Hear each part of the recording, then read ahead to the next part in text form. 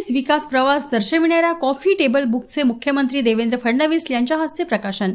मुख्यमंत्री देवेंद्र फडणवीस यांच्या हस्ते आज चंद्रपूर जिल्ह्यातील मूल येथील शासकीय विश्रामगृहात जिल्हा खनिज निधीतून झालेल्या कामांचे विवरण असलेल्या कॉफी टेबल बुकचे प्रकाशन करण्यात आले।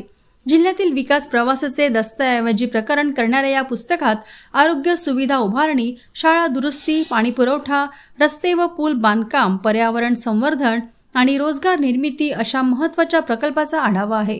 या प्रसंगी पालकमंत्री डॉक्टर अशोक उईके, आमदार सुधीर मुनगंटीवार, आमदार किशोर जोरगेवार, जिल्हाधिकारी विनय गौडा, जिल्हा परिषदचे सीईओ पुलकित सिंग, पोलीस अधीक्षक एम सुदर्शन तसेच जिल्हा प्रशासनातील अधिकारी कर्मचारी व शहरातील नागरिक उपस्थित होते। आपल्या संबोधनातून मुख्यमंत्री देवेंद्र फडणवीस यांनी चंद्रपूर, गडचिरोली या जिल्ह्यांना इंडस्ट्रियल मॅग्नेट म्हणून महत्त्व मिळत असल्याचे सांगितले। या दोन्ही जिल्ह्यात खनिज कामे मोठ्या प्रमाणावर होत असली तरी या दोन्ही जिल्ह्यात आता राज्य सरकारच्या योजनेनुसार वृक्षारोपणही करायचे आहे, याकडे त्यांनी लक्ष वेधले। खनिज कामे होत असताना त्याचे फायदे स्थानिकांना मिळावे यासाठी यंत्रणांनी विशेष लक्ष देण्याची गरजही त्यांनी बोलून दाखविली। चंद्रपूर जिल्हा आणि गडचिरोली जिल्हा हा एक प्रकारचं मला असं वाटतं एक इंडस्ट्रियल मॅग्नेट म्हणून तयार होणार आहे।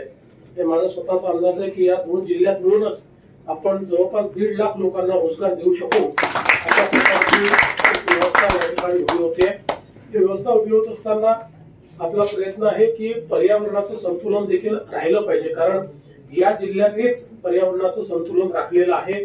पण आता हे जिल्हे औद्योगिक होत असताना त्याचं पर्यावरणाचं संतुलन हे कुठे त्या ठिकाणी खराब होता कामा नये आणि म्हणून मागच्या काळामध्ये जो आपण 50 कोटी वृक्ष लागवड हा एक विषय हातामध्ये घेतला होता, यशस्वीपणे तो केला।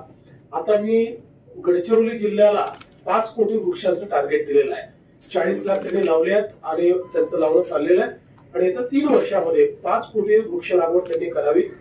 आता चंद्रपूरमध्येही इंडस्ट्रियलायझेशन झालेलं आहे, मोठ्या प्रमाणात होणार आहे। तर मी चंद्रपूरमध्येही एक मोठं टार्गेट हे आपण फिक्स केलं पाहिजे। म्हणजे आपल्याला हे दाखवलं पाहिजे की आम्ही औद्योगिकरण केलं, पण औद्योगिकरण करूनही आम्ही आमचं जे नैसर्गिक वैविध्य आहे ते वाढवलेलं आहे, ते कुठेही कमी केलेलं नाही। तर त्याचा एक प्लॅन आपण हा तयार करावा आणि मग वेगवेगळ्या प्रकारचे फॉरेस्टचे काही फंड्स आपल्याकडे आहेत, काही खनिज निधीचे आहेत, काही सीएसआरचे आहेत, या माध्यमातून आपल्याला ते करता येईल। मी विशेषतः आता आपल्याला कल्पना आहे की राजामुरडीमध्ये खूप मोठ्या प्रमाणात ही सगळी सॅपलिंग नर्सरी आहे, तर त्यांनाच आता मी गडचिरोलीमध्ये निमंत्रित केलं। ते गडचिरोलीमध्ये येऊन त्या ठिकाणी देखील त्याची स्थापना करतायत।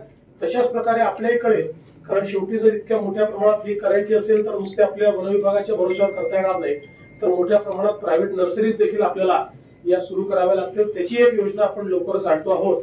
तर मला असं वाटतं की आता मागच्या काळामध्ये फॉरेस्ट ऑफ इंडियाच्या रिपोर्टमध्ये 2020 साली महाराष्ट्र एकमेव राज्य असं होतं की जिथे आपण फॉरेस्ट कव्हर वाढवलं।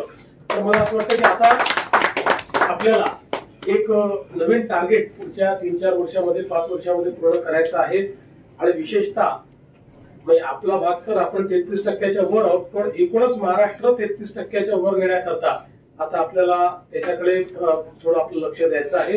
आणि हे सगळं करत असताना अर्थातच आरोग्य असेल, शिक्षण असेल किंवा कौशल्य आणि रोजगार या 3-4 गोष्टींवर आपल्याला भर द्यायचा आहे। येत्या काळामध्ये ज्या काही अपॉर्च्युनिटीज आपल्याकडे तयार होतील त्या 100% स्थानिकांनाच मिळतील अशा प्रकारची व्यवस्था जर आपण उभी केली तर मला असं वाटतं की या सगळ्या गोष्टींना चांगलं समर्थन मिळेल आणि एक अतिशय समृद्ध अशा प्रकारची अर्थव्यवस्था आपण उभी करू शकू।